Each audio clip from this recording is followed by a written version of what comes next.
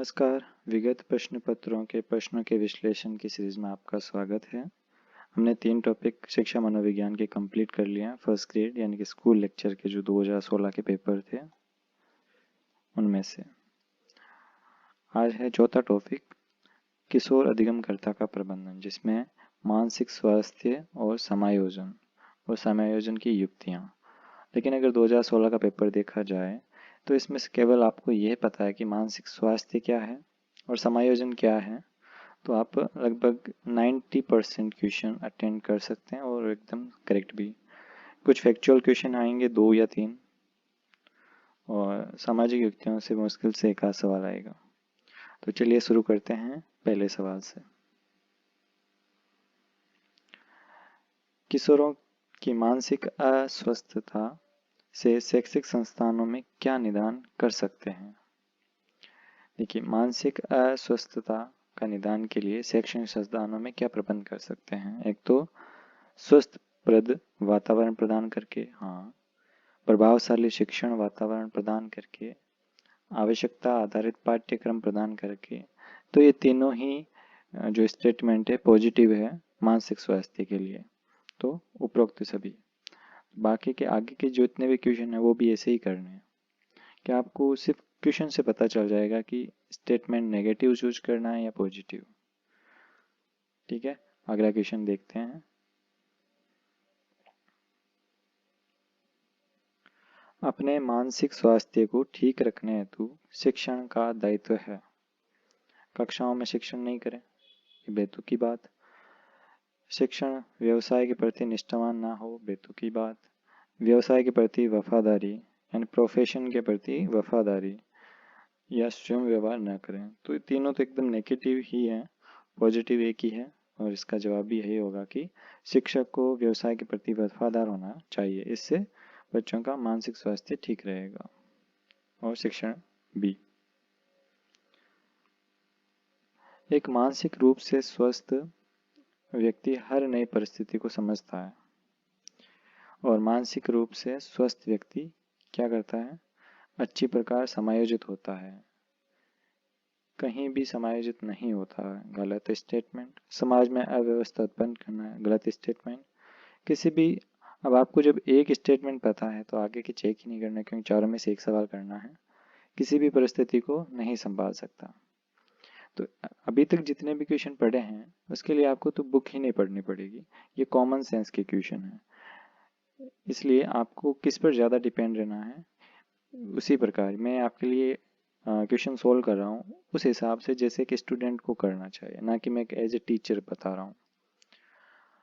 तो मानसिक रूप से स्वस्थ व्यक्ति, एक तो देखिए मानसिक स्वास्थ्य क्या है। मानसिक स्वास्थ्य के बारे में पूछा जाए तो आप किसी भी आदमी की जितनी पॉजिटिव क्वालिटीज़ हैं वो देखिएगा। दूसरा, सबसे शॉर्ट चीज़ है ये।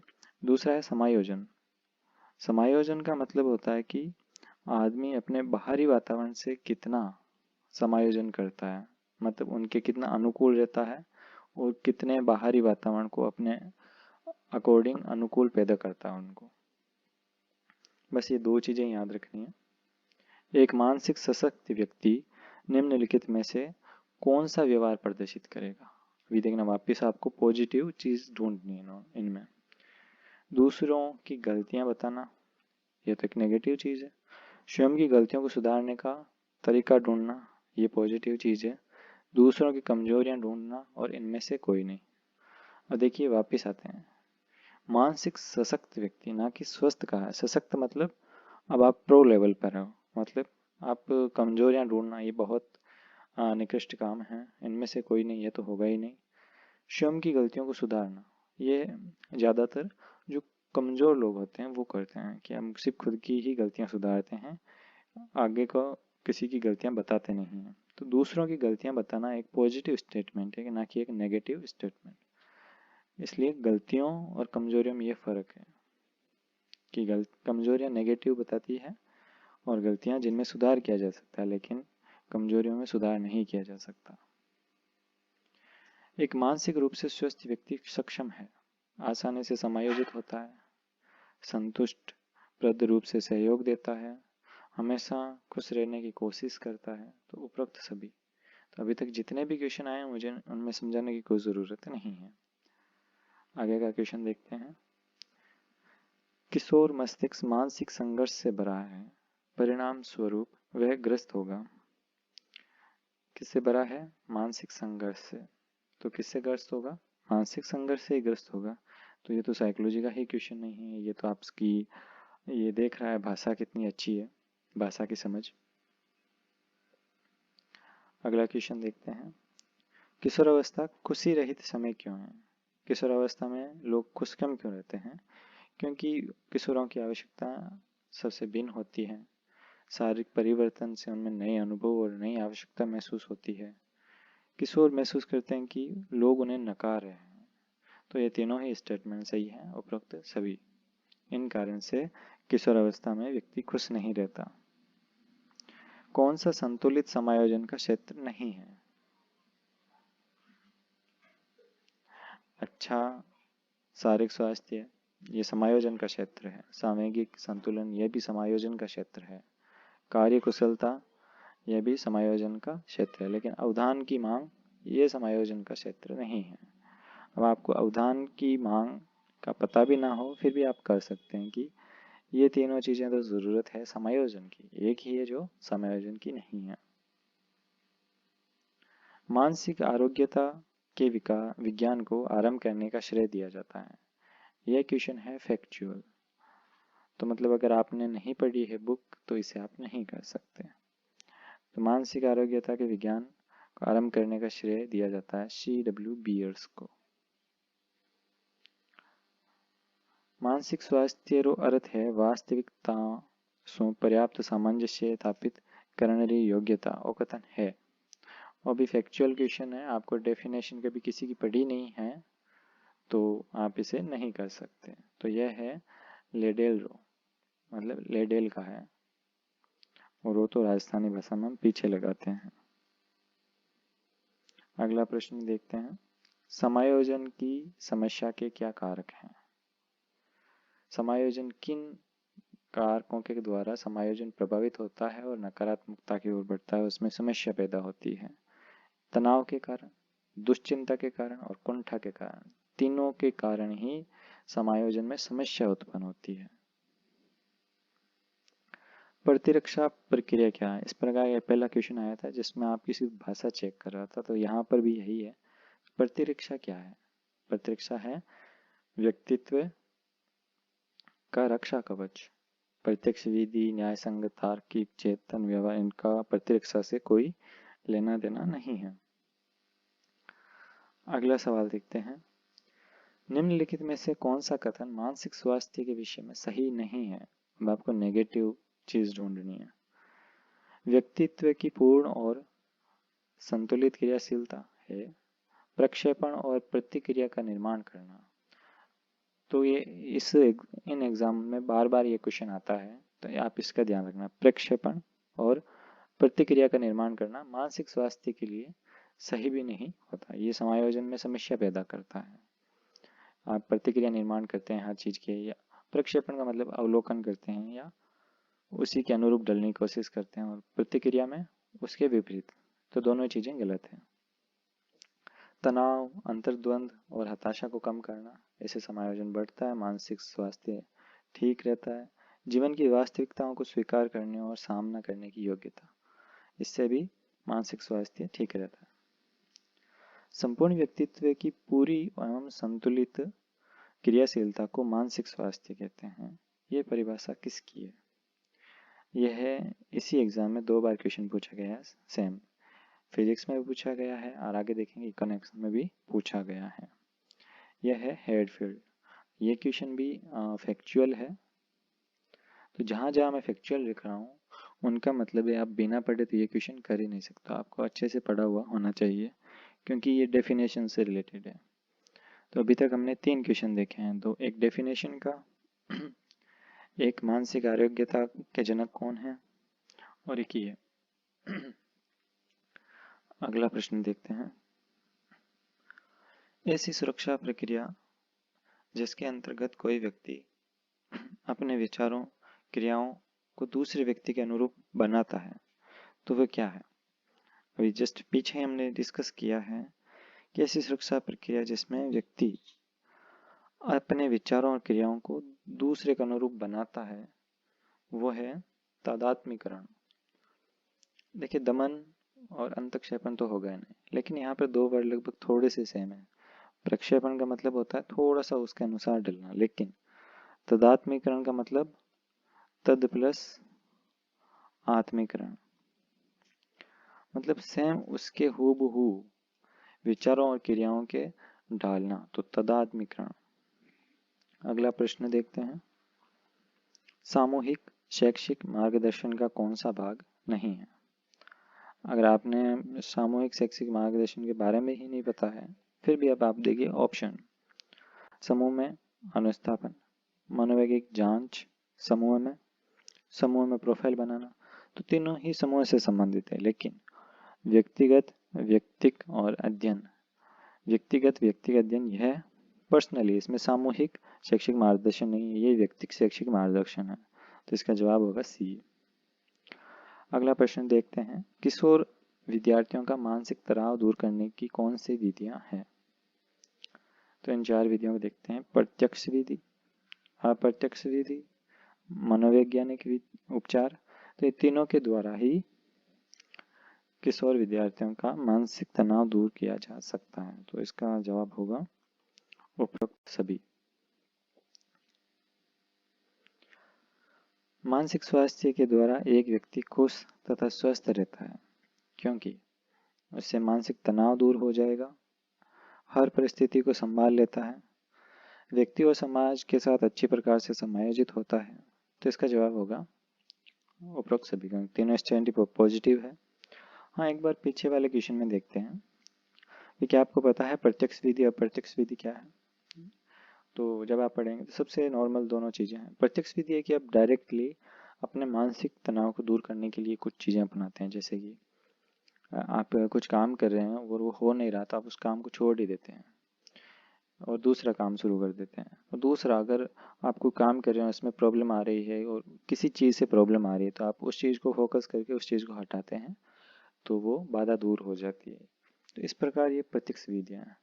अप्रत्यक्ष विधियाँ मनोवैज्ञानिक है, जिसमें वो अपने अंदर काफ़ी परिवर्तन करता है, उसे सकारात्मकता और बदलने की कोशिश करता है और उस तनाव को दूर करने की कोशिश करता है। और इसी प्रकार मनोवैज्ञानिक उपचार, जो कि दूसरों के द्वारा किया जाता है। तो इसमें तीनों ही विधियां काम आती है। एक मानसिक रूप से स्वस्थ व्यक्ति हर नई स्थिति समझता है। मानसिक स्वस्थ व्यक्ति, ये क्वेश्चन पहले भी आ चुका है, फिर भी देख लेते हैं। अच्छी प्रकार से समायोजित हो सकता है, कहीं भी समायोजित नहीं हो पाएगा, नहीं। शांतिपूर्ण जीवन नहीं जी पाता, नहीं। वो शांतिपूर्ण जीवन जीता है, वो कहीं पर भी समायोजित हो सकता है और सही व्यवहार करता है, ना कि नहीं। तो इसका जवाब होगा अच्छी प्रकार से समायोजित हो सकता है। अगला प्रश्न देखते हैं। बालक का मानसिक स्वास्थ्य निर्भर करता है परिवार पर, विद्यालय पर, समुदाय पर। तो तीनों पर ही मानसिक स्वास्थ्य निर्भर करता है। निम्नलिखित में कौन सी रक्षात्मक प्रक्रिया नहीं है? अब मैंने पहले कहा था कि जो रक्षात्मक युक्तियां हैं वो मुश्किल से एक सवाल आएगा, तो अब आया है उसका सवाल, जो कि है हिस्ट्री के पेपर में। तो प्रतिगमन, प्रतिपूर्ति, उदात्तीकरण, खुद से झूठ बोलकर या उसकी भरपाई दूसरे काम से कर कुछ ऐसी, ये तीनों ही रक्षात्मक प्रक्रिया है। लेकिन सहचर्यता ये रक्षात्मक प्रक्रिया नहीं है। मानसिक स्वास्थ्य का लक्षण नहीं है। सहनशीलता मानसिक स्वास्थ्य का लक्षण है। सामंजस्य की योग्यता यह भी है। आत्मविश्वास यह भी है। और अपरिपक्वता, तो नेगेटिव स्टेटमेंट तो यही होगा, अपरिपक्वता। मानसिक स्वास्थ्य का लक्षण है परिपक्वता, ना कि अपरिपक्वता। डगलस और हॉलैंड के अनुसार संघर्ष का अर्थ है। अब आपको पता नहीं है डगलस और हॉलैंड क्या है, फिर भी आप कह सकते हैं संघर्ष का अर्थ होता है कष्टदायक दशा का विरोध करना, विपरीत इच्छा का होना, अनहोनी होना। ये तीनों ही मानसिक संघर्ष पैदा करती है। तो इसका जवाब होगा उपरोक्त सभी। मानसिक स्वास्थ्य संपूर्ण व्यक्तित्व की पूर्ण तथा समरूप क्रिया है। तो इससे पहले जो फिजिक्स में आया था वही इकोनॉमिक्स में सेम क्वेश्चन है, हेटफील्ड। किशोरों के मानसिक स्वास्थ्य पोषण के लिए निम्नलिखित में से कौन सी निर्देशन तकनीक नहीं है? देखिए, एक तो इन स्टेटमेंट का याद रखिए, आप क्वेश्चन कई बार यहाँ से भी गलत करते कि कौन सा नहीं है, तो आपको कौन सी चीज़ ढूंढनी है? नेगेटिव। हास्य, मित्रता, रुचियां, इनसे मानसिक स्वास्थ्य का वर्धन होता है। ध्यान और आध्यात्मिकता से भी मानसिक स्वास्थ्य का वर्धन होता है। कठोर कार्य, प्रतिस्पर्धा और गृह कार्य। एक बार का इनको देखते हैं, फिर देखते हैं चौथा, स्वानुशासन, स्वनियंत्रण और सरल शिक्षा शास्त्र। तो इसमें एक ही है नेगेटिव, कठोर कार्य से कोई मानसिक स्वास्थ्य का पोषण नहीं होता है, और बाकी इन तीनों से मानसिक स्वास्थ्य का पोषण होता है। अगला क्वेश्चन देखते हैं, तनाव को घटाने एवं समायोजन की प्रत्यक्ष विधियां हैं। देखिए, दूसरे लक्ष्यों का प्रतिस्थापन, तो ये सही है। लक्ष्यों का प्रतिस्थापन या लक्ष्य चेंज कर लेंगे तो तनाव का थोड़ा घटेगा। बाधाओं को हटाना या घटाना, ये भी है। उदात्तीकरण या शोधन, ये भी एक प्रत्यक्ष विधि नहीं है, ये अप्रत्यक्ष विधि है, उदात्तीकरण। और दूसरा मार्ग खोजना, ये प्रत्यक्ष विधि। तो ये तीन चीजें हैं, वो है डायरेक्ट इम्प्लाई कर सकते हैं और हाथों तनाव घटा सकते हैं। लेकिन उदात्तीकरण या शोधन ये एक मनोवैज्ञानिक विधि है, इसे अप्रत्यक्ष विधि भी कहते हैं। तो इनके जवाब क्या होंगे? ए, बी और डी। तो इसका जवाब होगा ए, बी, डी। मानसिक विकास के पक्ष हैं निरीक्षण, चिंतन, ध्यान, सभी। सीधा सिंपल क्वेश्चन है। अगला क्वेश्चन देखते हैं, बालक का मानसिक स्वास्थ्य निर्भर करता है। ये क्वेश्चन दूसरी बार आ चुका है, विद्यालय, परिवार, समुदाय, तीनों ही। अगला प्रश्न देखते हैं, बालक के मानसिक स्वास्थ्य पर बाधा डालने वाले तत्व। बाधा डालने वाले मतलब अब नेगेटिव आपकी चीज होती है। पारिवारिक संघर्ष, ये नेगेटिव चीज है। विकास की उत्तम अवस्थाएं, अच्छी बात है। शिक्षक का सहानुभूतिपूर्ण व्यवहार, अच्छी बात है। जनतंत्र अनुशासन, अच्छी बात है। तो पारिवारिक संघर्ष के कारण मानसिक स्वास्थ्य में बाधा पड़ती है। अगला प्रश्न देखते हैं, कौन से निम्न में से कौन सा व्यवहार भावनात्मक बाधा को प्रदर्शित करता है? आक्रामकता, मित्रों के साथ अच्छा व्यवहार और अध्ययन में रुचि और संतुलित समय। अब देखिए सवाल क्या था, कौन सा व्यवहार भावनात्मक बाधा को प्रदर्शित करता है? बाधा मतलब नेगेटिव चीज ढूंढनी है आपको।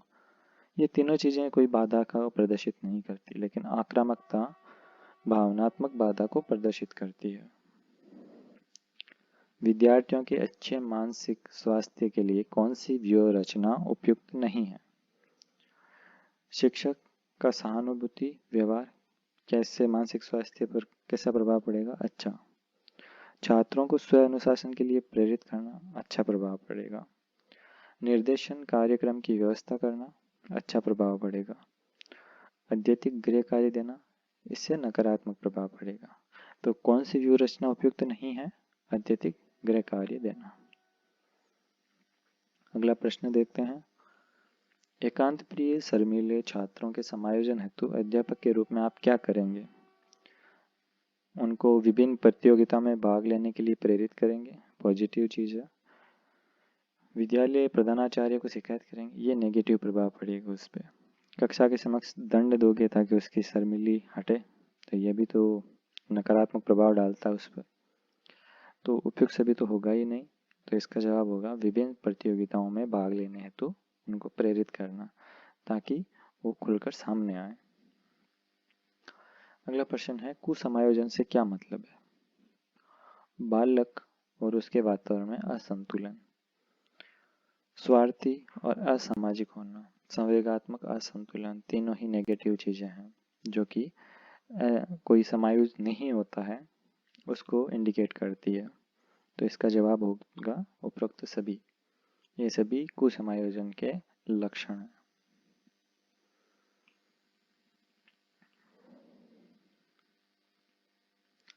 तो समायोजन की प्रक्षेपण विधि क्या है? प्रत्यक्ष विधि, अप्रत्यक्ष विधि, क्षतिपूरक विधि या आक्रामक विधि? तो बात होती है कि दो प्रकार की विधियां होती है समायोजन की युक्तियों के लिए। यह समायोजन बनाने के लिए दो प्रकार की विधियां यूज होती है, एक तो प्रत्यक्ष विधि और एक अप्रत्यक्ष विधि। और ये क्षतिपूरक और आक्रामक विधि ये दोनों ही अप्रत्यक्ष विधियां ही हैं। तो इनको तो क्रॉस मार दो क्योंकि इनमें से तो हो ही नहीं सकता। तो समायोजन की प्रक्षेपण की विधि क्या है? अप्रत्यक्ष विधि। तो इसका जवाब होगा अप्रत्यक्ष विधि। कौन सा सांवेगिक बुद्धि का घटक है? तो हमने अभी तक किए हैं मानसिक स्वास्थ्य के, क्योंकि क्लास लंबी हो जाएगी तो हम जो इमोशन इंटेलिजेंस है उनको कल करेंगे। आज का हमारा ये टॉपिक यहाँ पर कवर होता है। तो हमने देखा कि 90% से ज़्यादा स्कोर कर सकते हैं आपको अगर ये मालूम है कि मानसिक स्वास्थ्य क्या है और समायोजन क्या है। इनको लेकर अगर आपको कोई फैक्ट नहीं पता है या आपको कोई डेफिनेशन नहीं पता है, फिर भी आप 90% स्कोर कर सकते हैं। ये था 2016 का पेपर। जब हम देखेंगे 2018 का पेपर जो कि 2020 में हुआ था, तब आपको पता चलेगा कि नहीं, इनके अलावा भी हमें पता होना चाहिए। और अगर हम 2022 के जो एग्ज़ाम की देखें तो उसके अनुसार तो आपको टॉपिक पूरा पढ़ा हुआ होना चाहिए। इतना इजी क्वेश्चन पेपर वापस नहीं आने वाला है। धन्यवाद। हाँ, ख़त्म होने से पहले एक बात, इसका मतलब यह है कि इस तरह से अगर हम क्वेश्चन को सोल्व करेंगे तो काफ़ी चांसेस बनेंगे कि कितना भी टफ पेपर आए तो जो कॉमन सेंस के क्वेश्चन हैं उनको आप 50% से ज़्यादा अटेंड कर सकते हैं और सही भी कर सकते हैं। तो आप यही रणनीति एग्ज़ाम में अपनाइए। धन्यवाद। मिलते हैं अगले टॉपिक की क्लास में।